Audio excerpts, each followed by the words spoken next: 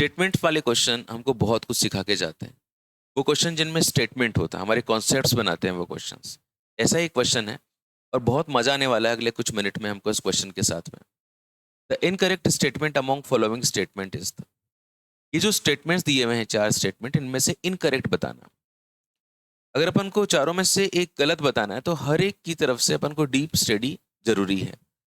आइए एनालाइज करते हैं एक एक ऑप्शन को। ओके, पहला option, a change in velocity में इन्वॉल्व इधर मैग्नीट्यूड और डायरेक्शन और बोथ फैक्टर्स। ये जो वेलोसिटी होती है उसमें अगर मैं चेंज करता हूं, चेंज इन द वेलोसिटी, वो मैग्नीट्यूड या डायरेक्शन, अकेली कोई चीज चेंज हो उससे भी चेंज हो जाएगी, या फिर दोनों फैक्टर्स को चेंज करने से भी चेंज हो जाएगी। तो ये बात बिल्कुल सही है, क्योंकि वेलोसिटी जो होती है वो होती है स्पीड प्लस डायरेक्शन। और यहाँ पे और भी अच्छा स्टेटमेंट ये तब बन जाता है जब मैं यहाँ पे वर्ड इंस्टेंटेनियस लगा देता हूँ।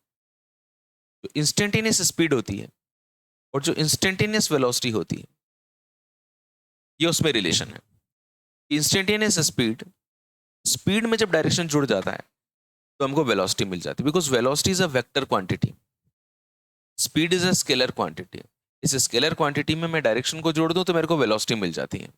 जैसे एक पार्टिकल है, वो 5 मीटर पर सेकंड की स्पीड से जा रहा है, ये मुझे दिया हुआ है, तो ये तो उसकी स्पीड है, लेकिन साथ साथ मुझे पता चल जाए कि एक्स एक्सिस में जा रहा है, तो मैं कहूंगा कि 5 मीटर पर सेकंड की उसकी स्पीड है इंस्टेंटेनियस और एक्स एक्सिस में जा रहा है, तो मैंने आई केप लगा दिया, तो मेरे को वेक्टर मिल गया।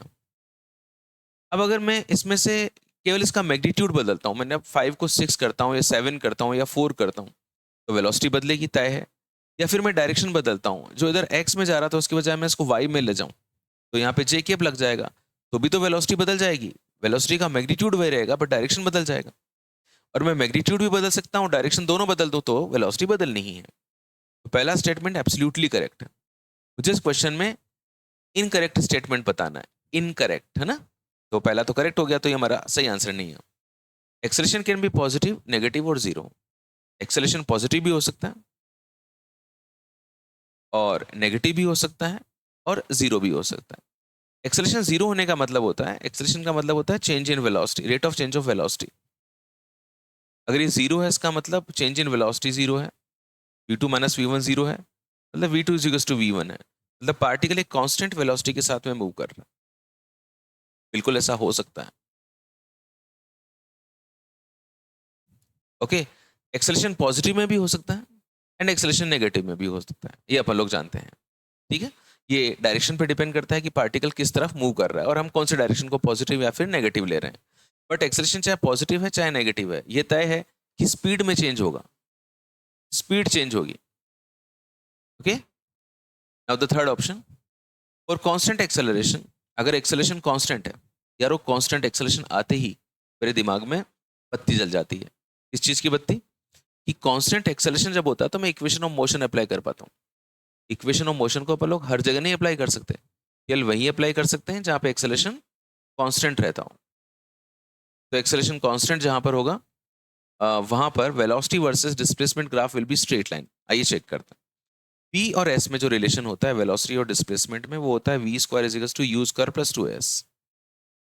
Late assume initial velocity zero है, तो v square is equal to 2as हो गया। कांस्टेंट एक्सेलरेशन है, मान लीजिए मैंने इधर वेलोसिटी को लिया और इधर डिस्प्लेसमेंट को लिया, इसको मैंने वाई एक्सिस पे लिया है तो वाई स्क्वायर, ये कोई कांस्टेंट, और इसको मैंने एक्स एक्सिस पे लिया। Y square is equal to k x का जो ग्राफ होता है, v square is equal to 2x का, इसका जो ग्राफ है वो कैसा बनेगा। इसका ग्राफ बनाने के लिए मेरे को जो पेटल्स हैं, मतलब वो वी एक्सिस पे रखना पड़ेगा, इसका पैराबोलिक ग्राफ बनेगा और इस ग्राफ की शेप ऐसी होगी। इसकी पावर 2 होती है, अपने ग्राफ का बेस उस पर होता है, हमेशा ध्यान रखना ना, वी एक्सिस पे, और उसकी जो पंख है उस तरफ मुड़ते हैं जिसकी पावर कम है, तो ऐसा पैराबोलिक ग्राफ बन जाएगा। एंड द फोर्थ, तो यार ये बात तो गलत हो गई ना यार, ये बात सरासर गलत है, ये झूठ बोल रहा है ये। This is liar, this statement is liar कि velocity versus displacement graph will be straight. No no no, this is not straight, this is parabolic, तो दिस इज माय आंसर।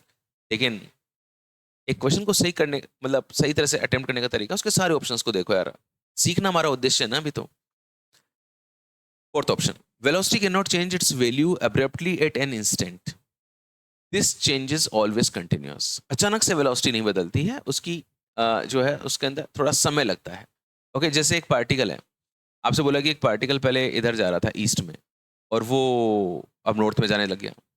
तो ऐसा नहीं होता यार, मतलब पार्टिकल ऐसे अचानक से डायरेक्शन नहीं बदलता, ये कंटिन्यूअस प्रोसेस होता है, सडनली नहीं होता कि एक पल पे यहाँ है और जस्ट उसके अगले पल पे उसकी डायरेक्शन बदल गई। It takes some time, it is a continuous process. तो ये बिल्कुल सही बात है, this is 100% correct statement. Okay, and a very good statement, बहुत अच्छा स्टेटमेंट भी है मतलब। ओके, जो असर्शन रीजन के क्वेश्चंस होते हैं या स्टेटमेंट टाइप के क्वेश्चंस होते हैं, उनमें ये लाइंस बेहद बेहद बेहद खास होती है, और आजकल ऐसे क्वेश्चंस का ट्रेंड भी है। सो इस क्वेश्चन का जो सही आंसर है वो मुझे तीसरा मिला, कि मेरे को गलत चूज करना था। तो कांस्टेंट एक्सेलरेशन के लिए वेलोसिटी और डिस्प्लेसमेंट का ग्राफ स्ट्रेट लाइन होगा। आई थिंक ये कॉन्सेप्ट अब आपके दिमाग में बिल्कुल क्लियर हो गया होगा। ऐसे ही और प्यारी प्यारी फिजिक्स को जानने के लिए, देखने के लिए जुड़े रहिए आप एपीजी की दुनिया पे। इस क्वेश्चन के आखिर तक आप पहुंचे हैं, तो यार डेफिनेटली सीखने की तमन्ना तो आपके अंदर है ही है।